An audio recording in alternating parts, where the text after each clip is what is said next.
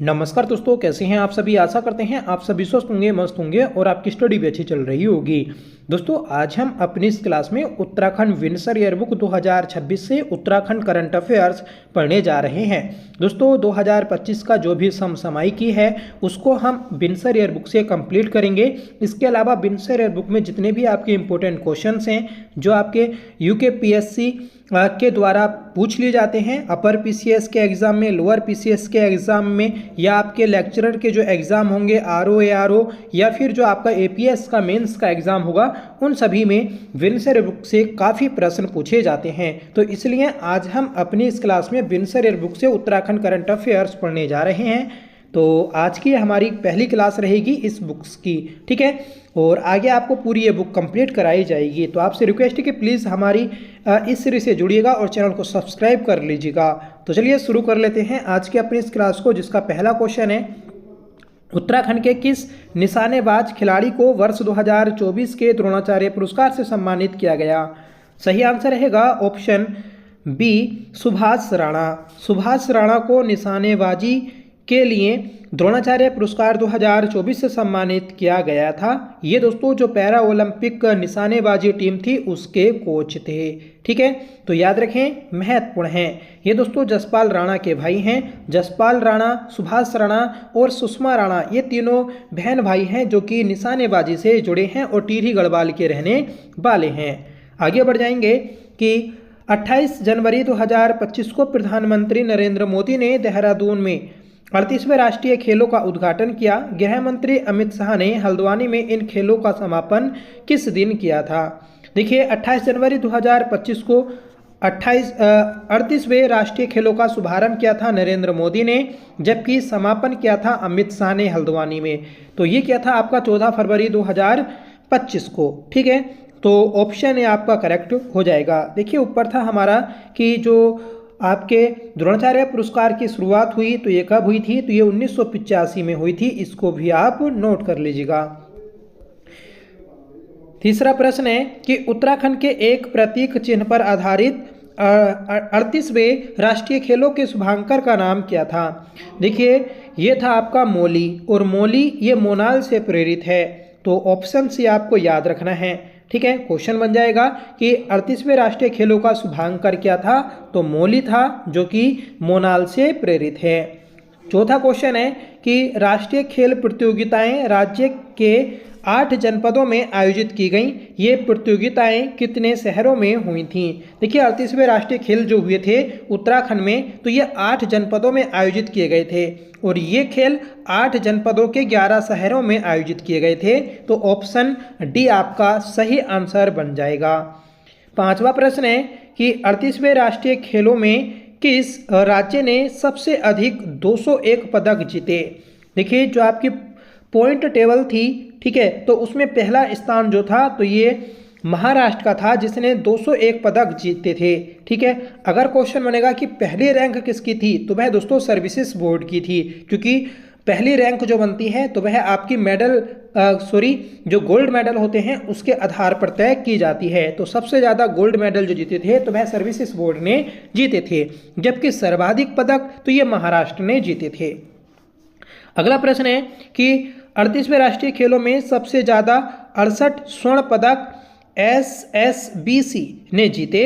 54 स्वर्ण पदक जीतकर महाराष्ट्र दूसरे स्थान पर रहा और 48 स्वर्ण पदक जीतकर तीसरे स्थान पर रहा, ठीक है। तो तीसरे स्थान पर कौन रहा ये हमें बताना है, तो ये आपका हरियाणा रहा है। और हमारे उत्तराखंड का कौन सा स्थान रहा, तो 7वां स्थान रहा है। उत्तराखंड ने 24 गोल्ड मेडल जीते, 35 ये आपके सिल्वर मेडल जीते और 44 ये ब्रोंज मेडल जीते थे, ठीक है। तो उत्तराखंड ने कुल 103 पदक जीतकर 7वां स्थान प्राप्त किया। अगला प्रश्न है कि उत्तराखंड ने 38वें राष्ट्रीय खेलों में मेजबानी करते हुए 44 कांस्य और 35 रजत पदक जीते। राज्य के हिस्से में कितने स्वर्ण पदक आए, तो अभी आपको बताया था कि 24 गोल्ड मेडल और 35 सिल्वर और 44 ब्रोंज मेडल जीते गए। दिल्ली में आयोजित गणतंत्र दिवस परेड में गुजरात की झांकी को प्रथम स्थान प्राप्त हुआ। उत्तराखंड की झांकी को कौन सा स्थान मिला था। तो उत्तराखंड के झांकी को तीसरा स्थान मिला था। ऑप्शन बी आपका करेक्ट आंसर बन जाएगा। 2023 में उत्तराखंड की झांकी जो कि मानस खंड पर आधारित थी उसको दोस्तों पहला स्थान मिला था। कभी कभी क्वेश्चन बन भी जाता है कि किस वर्ष उत्तराखंड की झांकी को पहला स्थान मिला था, तो ये मिला था दोस्तों 2023 की झांकी को। अगला प्रश्न है कि भारतीय संविधान की परिकल्पना को साकार करते हुए उत्तराखंड में समान नागरिक संहिता लागू हो गई। उत्तराखंड से पहले किस राज्य में समान नागरिक संहिता लागू है? तो दोस्तों ये थी आपकी गोवा में।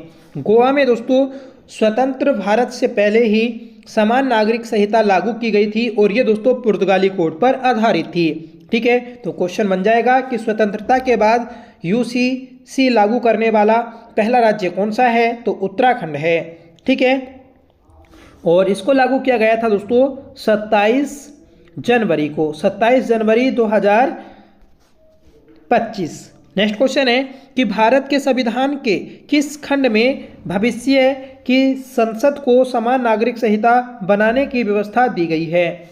तो ये दी गई है दोस्तों नीति निर्देशक तत्व में। नीति निर्देशक तत्व के अंतर्गत अनुच्छेद 44 आता है और इसी में दोस्तों समान नागरिक संहिता का उल्लेख किया गया है। ठीक है, तो ऑप्शन सी आपको याद रखना है।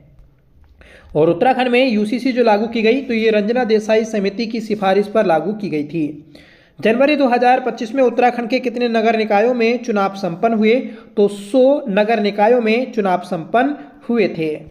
राधा बहन को पर्यावरण और महिला सशक्तिकरण के लिए वर्ष 2025 में पद्मश्री पुरस्कार प्रदान किया गया। ह्यू और कोलिन दंपत्ति को किस क्षेत्र में पद्मश्री पुरस्कार दिया गया? देखिए 2025 में जो आपके पद्म पुरस्कार दिए गए थे तो ये उत्तराखंड में 3 व्यक्तियों को दिए गए और 3 व्यक्तियों को 2 पद्मश्री पुरस्कार दिए गए थे।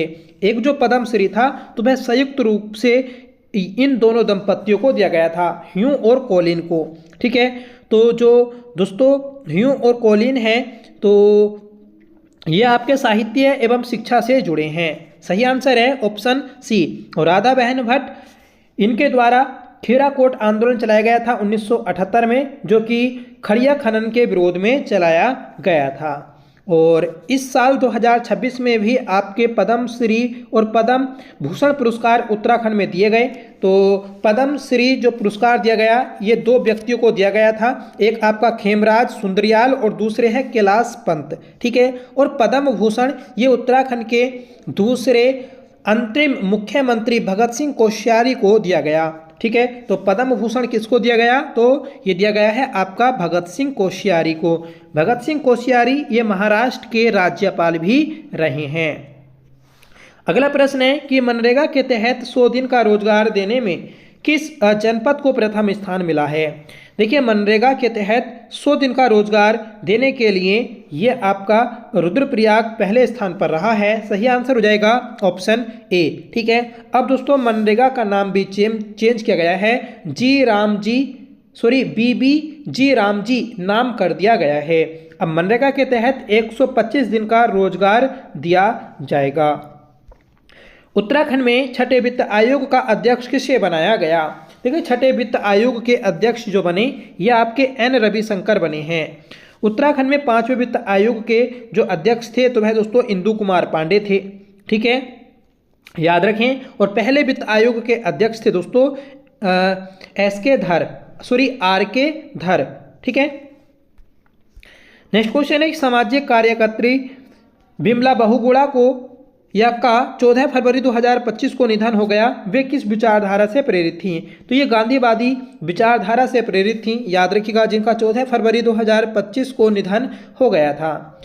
उत्तराखंड सरकार ने 2025-26 के लिए सकल राज्य घरेलू उत्पाद GSDP का क्या अनुमान लगाया है? तो उत्तराखंड की GDP का जो अनुमान लगाया गया तो ये लगाया गया है दोस्तों 4,29,308 करोड़ रुपए। ठीक है, तो उत्तराखंड की इतनी GDP हो चुकी है।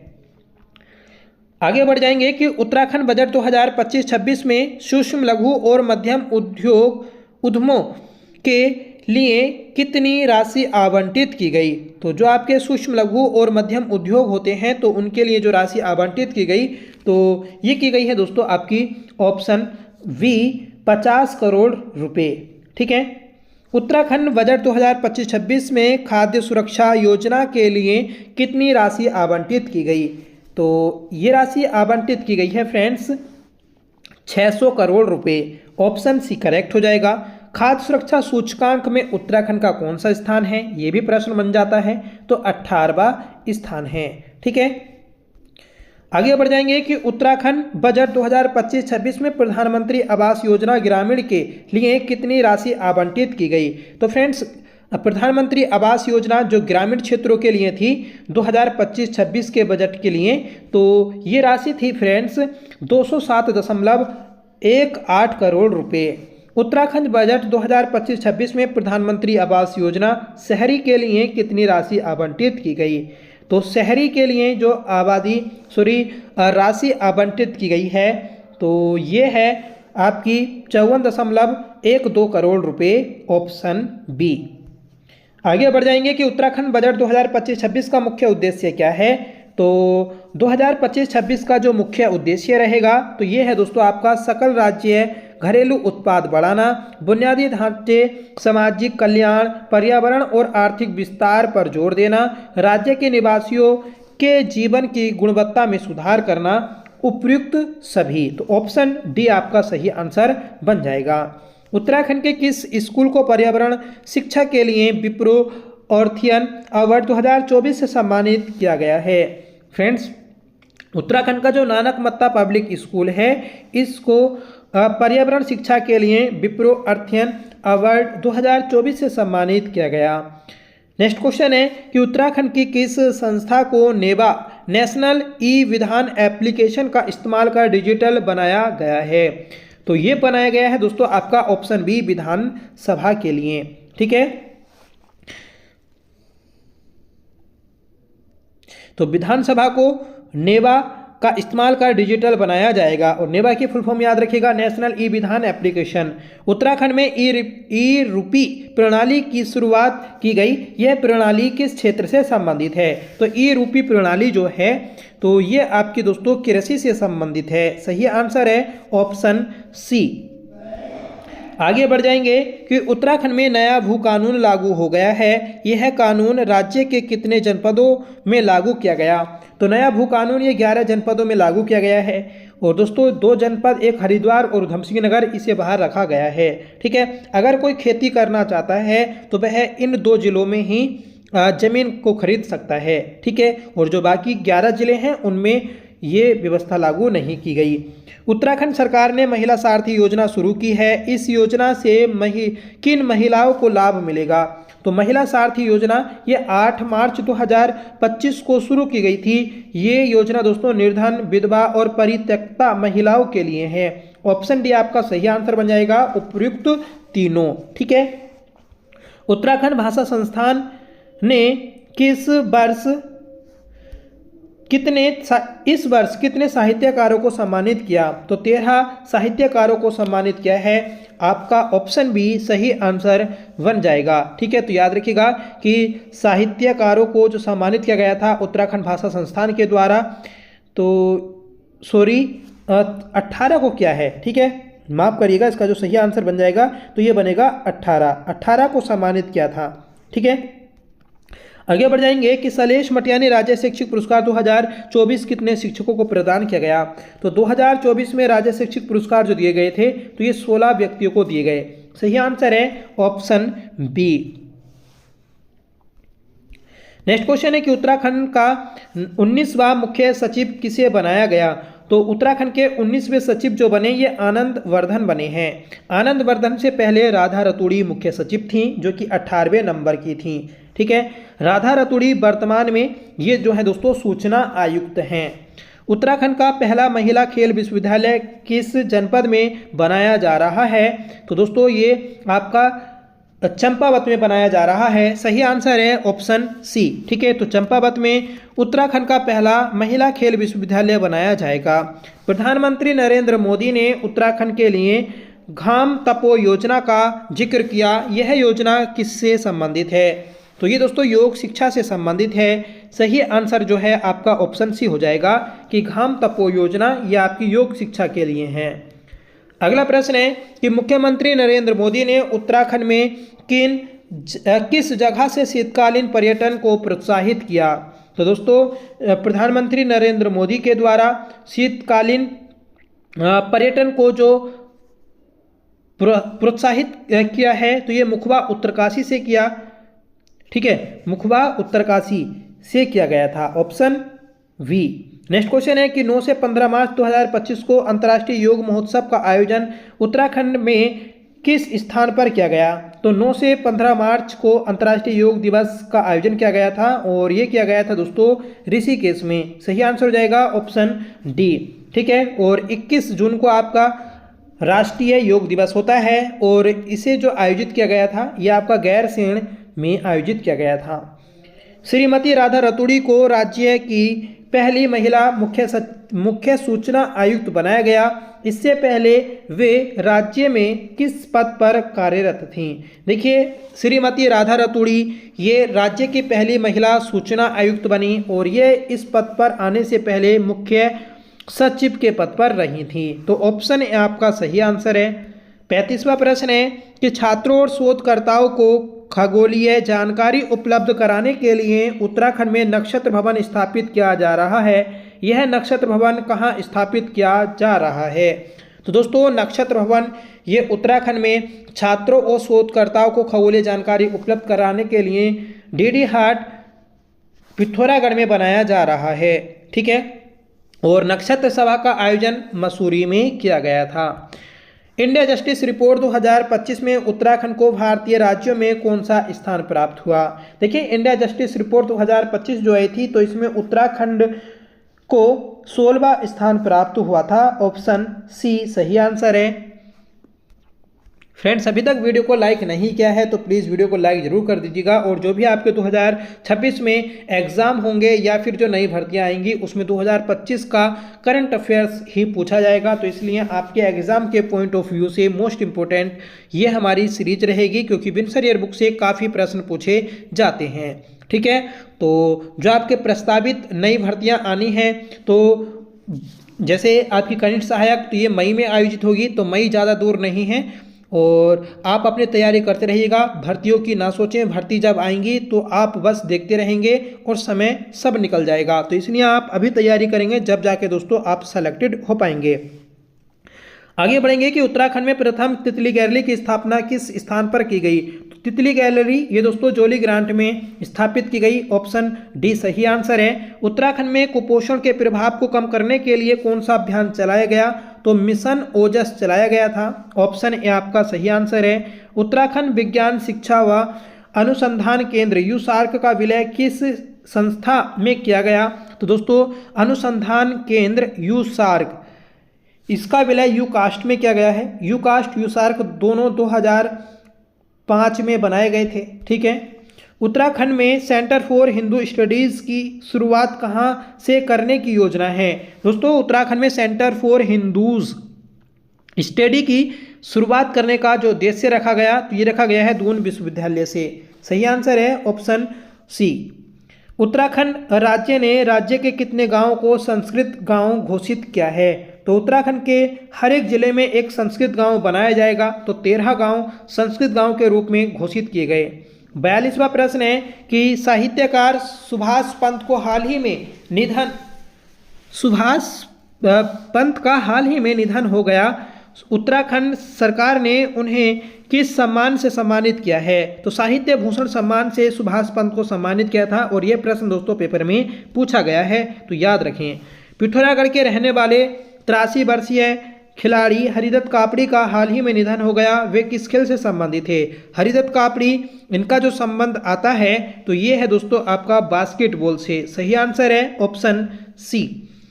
हरिद्वार की वंदना कटारिया ने खेलों से संन्यास लेने की घोषणा की है। वे किस खेल से संबंधित हैं? देखिए, वंदना कटारिया ये पूरे भारत की सबसे महत्वपूर्ण हॉकी प्लेयर रही हैं जिन्होंने हाल ही में संन्यास लेने की घोषणा की। और दोस्तों इनके नाम से जो स्टेडियम है तो वह रोशनाबाद रुड़की में है। ठीक है, इन्हें हैट्रिक गर्ल के नाम से जाना जाता है।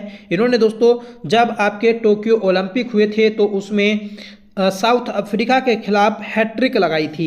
ठीक है, इसलिए इन्हें हैट्रिक गर्ल के नाम से जाना जाता है। साइकेड प्रजाति के संरक्षण के लिए उत्तराखंड में पहला साइकेड गार्डन कहाँ स्थापित किया गया? तो ये किया गया है दोस्तों आपका हल्द्वानी में। तो हल्द्वानी में साइकेड प्रजाति के संरक्षण के लिए साइकेड गार्डन स्थापित किया गया।